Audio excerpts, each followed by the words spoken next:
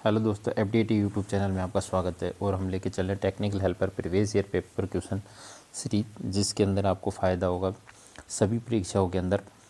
और MP line वाले, Rajasthan lineman वाले, ठीक है, DRDO, इसरो, इन सब के लिए क्वेश्चन सीरीज महत्वपूर्ण होगी। हमने इससे पहले एक पार्ट सोल्व कर लिया जिसमें हमने 25 क्वेश्चन सोल्व किए हैं। आज हम जो लेके चल रहे हैं वो लेके चल रहे हैं 26 से।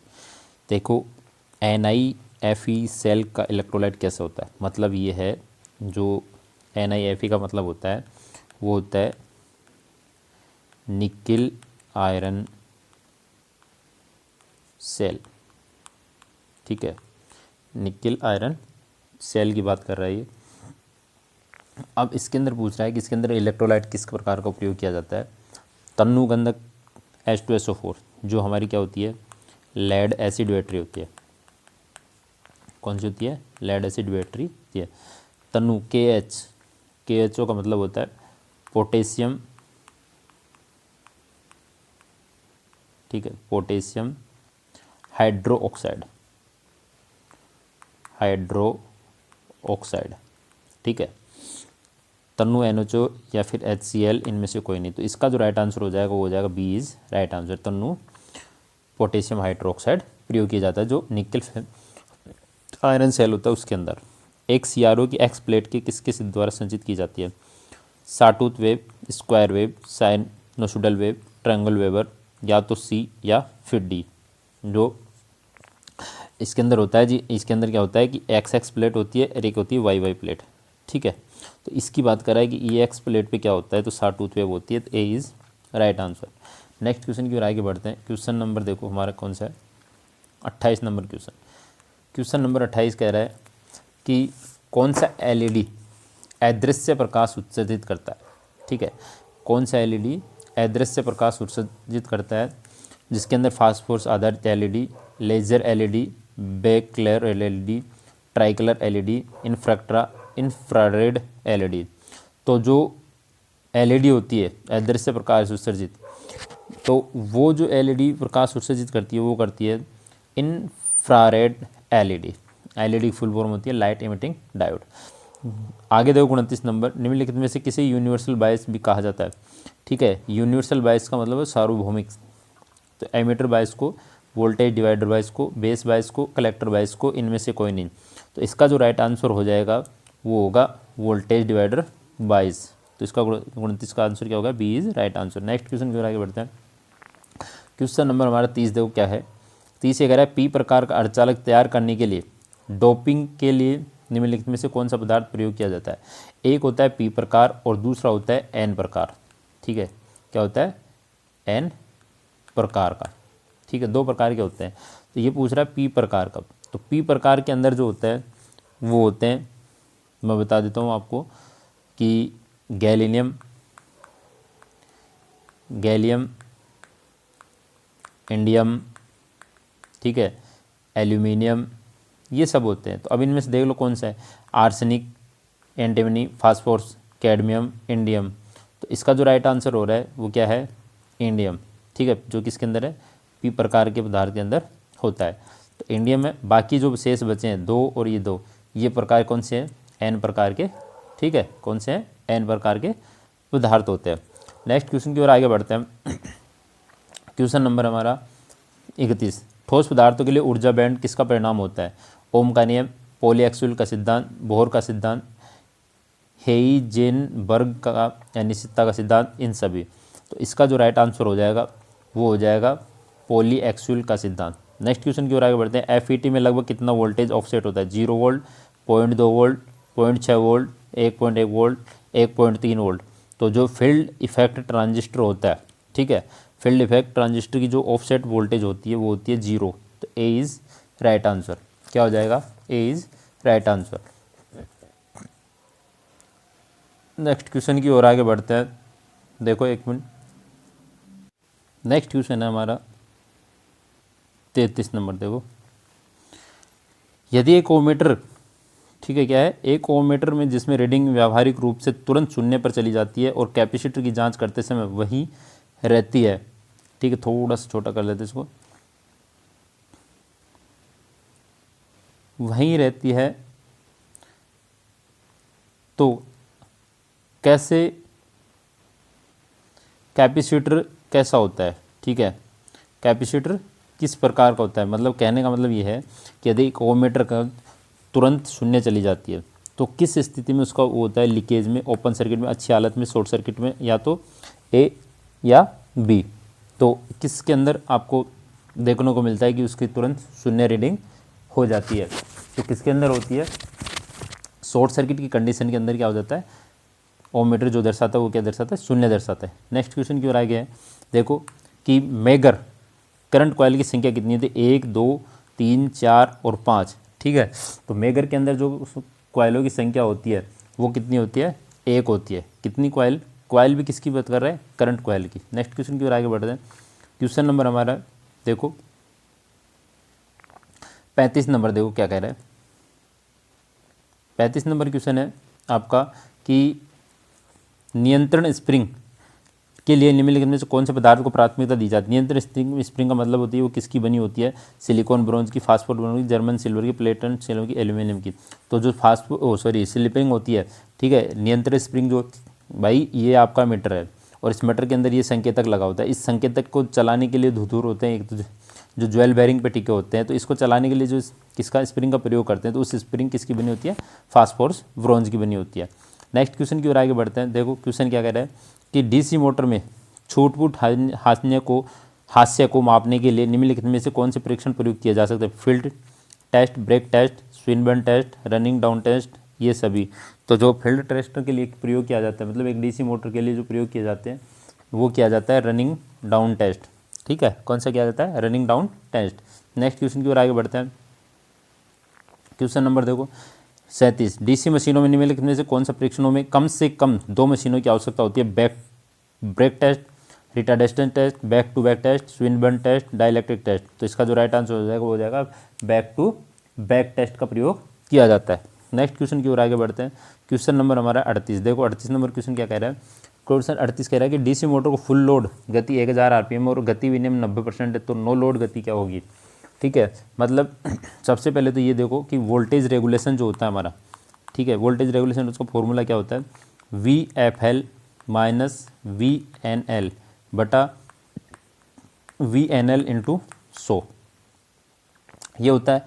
अब देखो कि VFL है, VFL मतलब ये कितना है, फुल लोड, और गति वोल्टेज रेगुलेशन दिया है, तो यहाँ कहाँ रख दूँ मैं, 90/100 बराबर VFL का मान कितना दिया, 1000 माइनस VNL बटा 1000, ठीक है, ये हमारे पास आ गया। अब देखो इसके आगे चलते हैं कि ये कह रहा है, अब इसको वज्र गुणा करेंगे, तो वज्र गुणा जैसे ही करेंगे तो 90 इंटू 1000, ठीक है, बराबर क्या रह जाएंगे, 1000 इंटू 100, ठीक है, माइनस ये 100 इससे भी गुणा होगा, एक बार इससे गुणा होगा, दोबारा फिर इससे गुणा होगा, तो माइनस कितना हो जाएगा 100 VNL, ठीक है, ये हमारे पास मान आ गया। अब देखो कि अब मैं बताता हूँ आपको कि हमारे पास मान आ गया, ठीक है, हमारे पास कितना मान आ गया था कि 90, तो 1000 था, तो मैं इसको यहाँ कर दूँ बराबर 100 VNL माइनस कितना था 1000, तो पहले था, और 100 से और गुना करोगे तो कितना हो जाएगा, 2 जीरो और लग जाएगी, ठीक है। तो ये तो क्या था माइनस, यहाँ क्या है बराबर, ठीक है। अब इसको जैसे इधर ले जाएंगे तो हमारे पास क्या है, शेष बचता है कि 100 VNL बराबर 9000, ठीक है, सॉरी 90000 प्लस, ठीक है भाई, 90000 प्लस 1,00,000, ठीक है, 5 बिंदु हो गई ना, तो ये हो गई। अब इसको हम ऐड करते हैं तो ये कितना हो जाएगा कि भाई बराबर 1 2 3 4, 1 2 3 4, 4 जीरो लगा दो, 1 2 3 4 लगा दिए। अब ये कितने हो गए 9, ये कितने हो गए 19। अब VFL की बात क्या, सॉरी VNL की बात कर रहे हैं, तो VNL बराबर 19,000 बटा 100, तो ये 0 से ये 0 कट गए तो कितना शेष बच रहा 1900। तो कहाँ है इसका राइट आंसर क्या हो जाएगा 1900 RPM। नेक्स्ट क्वेश्चन की ओर आगे बढ़ते हैं। क्वेश्चन देखो क्या कह रहा है कि नम मलिन वातावरण में मोटरों के लिए किस प्रकार का एक्स एनक्लोजर प्रयुक्त किया जाता है। Drift proof, open type, screen protect, totally enclose, fan cooled, totally enclose, wash down. तो इसके अंदर जो फैन होते हैं उसके अंदर नमी प्रयुक्त होती है, उसके अंदर किया जाता है totally enclose fan cooled. D is right answer. Next question की ओर आगे बढ़ते हैं। निम्नलिखित में से कौन सी एप्लीकेशन एसी मोटर की अपेक्षा डीसी मोटर में पसंद की जाती है। ठीक है, high speed operation, low speed operation, fixed speed operation, variable speed operation, B और सी दोनों।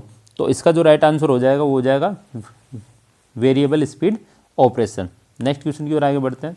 क्वेश्चन नंबर हमारा 41। देखो क्या कह रहे हैं, डीसी मोटर स्टार्टर का नो वोल्ट रिले कॉइल, मतलब जो कह रहा है कि एनवीसी खालिस्तान किसके सीरीज में जुड़ा होता है, लाइन के सीरीज के, फील्ड वाइंडिंग के, आर्मेचर वाइंडिंग के, ए और बी दोनों।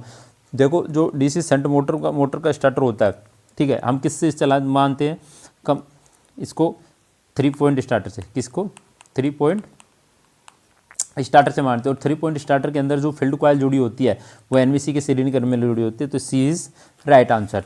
नेक्स्ट क्वेश्चन की ओर आगे बढ़ते हैं। क्वेश्चन नंबर हमारा 42। देखो क्या कह रहा है, 42 ये कह रहा है कि स्टेटर और आर्मेचर के बीच छोटा एयर गैप क्यों रखा जाता है। ठीक है, स्टेटर और आर्मेचर के शोर को कम करना, अधिक वेंटिलेंस देता, मजबूती चुंबक फील्ड देता, हाई स्पीड ऑपरेशन सुविधा देता है, हीटिंग को दबाता है। तो इसका जो राइट आंसर हो जाएगा वो हो जाएगा कि मजबूती चुंबकीय फील्ड प्रदान करता है। नेक्स्ट क्वेश्चन की ओर आगे बढ़ते हैं कि एक डीसी मोटर की टर्मिनल पोलरिटी को खालिस्तान ब्रेकिंग के दौरान उल्टा कर दिया जाता है। प्लगिंग, रीजनरेटिव, रियोस्टेटिक, डायनामिक और स्टैटिक। तो इसका जो राइट आंसर हो जाएगा वो हो जाएगा प्लगिंग। जो प्लगिंग मोटर होती है, प्लगिंग जो आपकी ब्रेकिंग सिस्टम होती है वो क्या करती है, डीसी टर्मिनल पोलरिटी को क्या कर देती है, उल्टा करके देती है। ठीक है, नेक्स्ट क्वेश्चन की ओर आगे बढ़ते हैं। क्वेश्चन नंबर हमारे 44 देखो कि 44 क्वेश्चन ये कह रहा है कि अगर किसी डीसी मोटर का बैक ईएमएफ अचानक खत्म हो जाता है तो क्या होगा। मोटर हंटिंग करने लगेगा, मोटर अचानक रुक जाएगा, मोटर की रफ्तार बढ़ जाएगी, शॉर्ट सर्किट करंट आर्मेचर से होकर प्रभावित होगी, ए व बी दोनों। तो इसका जो राइट आंसर होगा 44 का वो हो जाएगा डी इज राइट आंसर। अब देखो कैसे होगा कि आपने देखा है कि V बराबर क्या होता है, E B minus I A into R A. ठीक है, कि जो मोटर के अंदर जो वोल्टेज होती है वो क्या होती है, हमेशा कम होती है, जबकि ई जी का मान क्या होता है, अधिक होता है जनरेटर में। अब हमें बी एक एम की बात कर रहा है तो ई बी, ठीक है, क्या है, हम बात करते हैं करंट की, तो आई ए बराबर वी माइनस ई बी बराबर आर ए। ठीक है, एग्जाम्पल बता रहा हूँ मैं आपको कि इस तरह क्यों होती है जब बैक ईएमएफ अचानक जीरो हो जाता है। तो वोल्टेज का मान हम मानते हैं 220 माइनस बैक ईएमएफ का मान 0, आर्मेचर का प्रतिरोध हम कितना मानते हैं 1। ठीक है, तो 0 को माइनस में घटाओगे 220 भाग 1 का दोगे तो कितना आ गया 220। तो एक बात बताओ, 220 एम्पियर प्रभावित हो रही है आर्मेचर से, तो वो क्या हो जाती है, जल जाती है मोटर। ठीक है, क्या हो जाती है, जल जाती है। तो इसीलिए क्या होता है कि जब मोटर चलती है और उस समय अचानक से मोटर का बैक ईएमएफ समाप्त होता है तो मोटर क्या हो जाएगी, शॉर्ट सर्किट और आर्मेचर से अधिक करंट प्रवाहित होगी। अब करंट का मान देख लो आप एग्जाम्पल के तौर पे। नेक्स्ट क्वेश्चन की ओर आगे बढ़ते हैं। एक डीसी मोटर की रफ्तार को नियंत्रित करने के लिए कौन सी डिवाइस का इस्तेमाल किया जाता है, थायरिस्टर, ट्रांजिस्टर, डायोड, थर्मिस्टर और रेक्टिफायर। तो हम जो प्रयोग में लेते हैं मोटर की रफ्तार को कम करने के लिए तो उसे कहते हैं थायरिस्टर। नेक्स्ट क्वेश्चन की ओर आगे बढ़ते हैं। क्वेश्चन नंबर देखो क्या कह रहा है कि नॉन रिसीविंग, 46 नंबर क्वेश्चन देखो कि नॉन रिसीविंग डीसी ड्राइव के लिए खालिस्तान का इस्तेमाल करना बेहतर होता है। प्लगिंग, सेल्फ एक्साइटेशन के साथ dynamic braking, regenerative braking, separator excitation के साथ dynamic braking, zero sequence braking. तो जो इसका राइट आंसर हो जाएगा वो होगा सेपरेटर एक्साइटेशन के साथ dynamic braking. D is right answer. Next question देखो, एक इंडक्शन मोटर का डेल्टा स्टार्टर स्टेटर सर्किट में प्रतिरोध डालता है, रोटर सर्किट में प्रतिरोध डालता है, मोटर को घूमने की दिशा बदल देता है और शुरू होने के समय स्टार्टर पर कम वोल्टेज लागत होती है। ठीक है, तो इस क्वेश्चन को थोड़ा सा ऊपर कर लेते हैं और अच्छा से दिखा देते हैं, छोटा करते हैं इसको। तो ये कह रहा है कि शुरू होने पर स्टार्टर पर कम वोल्टेज लगाता है। ठीक है, और ये है कि रोटर पर प्रतिरोध डालता है। तो इस क्वेश्चन का जो राइट आंसर हो जाएगा वो क्या हो जाएगा, डी इज़ राइट आंसर। क्या हो जाएगा, D is right answer. Next question की ओर आगे बढ़ते हैं, क्वेश्चन नंबर 48। ठीक है, देखो 48 नंबर क्या कह रहा है कि अगर सीरीज वाइंडिंग द्वारा उत्पन्न चुंबकीय फ्लक्स शंट फील्ड वाइंडिंग द्वारा उत्पन्न फ्लक्स की मदद करता है तो ऐसे जनरेटर को खालिस्तान कहा जाता है। ठीक है, ये कह रहा है कि सीरीज वाइंडिंग उत्पन्न विद्युत वाहक बल फ्लक्स शंट की, देखो ये है आपकी शंट वाइंडिंग, ये आपकी सीरीज वाइंडिंग। ठीक है, ये आपका आर्मेचर, ये ब्रूस लगा दी हमने, और ये लो। ठीक है, अब ये कह रहा है कि शंट फील्ड वाइंडिंग के द्वारा उत्पन्न फ्लक्स की मदद करता है, तो ये शंट फील्ड इसको जोड़ दिया, तो यहाँ से इधर जाएगा, इसमें आएगा, तो इधर क्या हो रही है, इधर चला जाएगा, ये इससे जुड़ी होती है, तो इसका जो फ्लक्स होता है वो इससे क्या होता है, जुड़ रहा है।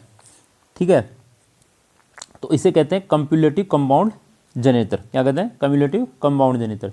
नेक्स्ट क्वेश्चन की ओर आगे बढ़ते हैं, क्वेश्चन नंबर देखो 49 ये है कि नो लोड परिस्थितियों में इंडक्शन मोटर का पावर फैक्टर खालिस्तान लगभग होता है 0.15 लैग, 0.707 लीड, 0.8 लैग, यूनिटी 0.707। तो इसका जो राइट आंसर हो जाएगा वो हो जाएगा 0.15 लैग नो लोड की स्थिति में, और जब फुल लोड की स्थिति होती है तब मानते हैं हम 0.8 के लगभग। ठीक है, नेक्स्ट क्वेश्चन की ओर आगे बढ़ते हैं, क्वेश्चन नंबर हमारा 50, आज का अंतिम क्वेश्चन। इंडक्शन मोटर के लिए स्लिप रिंग खालिस्तान के बने होते हैं, एल्यूमिनियम के, कार्बन के, cobalt steel, phosphorus bronze, copper. तो जो इंडक्शन मोटर के लिए स्लिप रिंग बनी होती है वो होती है फास्फोरस ब्रोंज की, जो हम बाल कमानी बनाते हैं मीटर के लिए, तो वो भी किसकी थी, फास्फोरस ब्रोंज की। तो ये थे हमारे आज के 50 क्वेश्चन। नेक्स्ट क्वेश्चन हम नेक्स्ट वीडियो के साथ करते हैं। तब तक आप वीडियो को ज़्यादा से ज़्यादा लाइक करें, शेयर करें, सब्सक्राइब करें और अपने दोस्तों के साथ भेजें। मिलते हैं नेक्स्ट वीडियो के साथ, तब तक के लिए थैंक यू।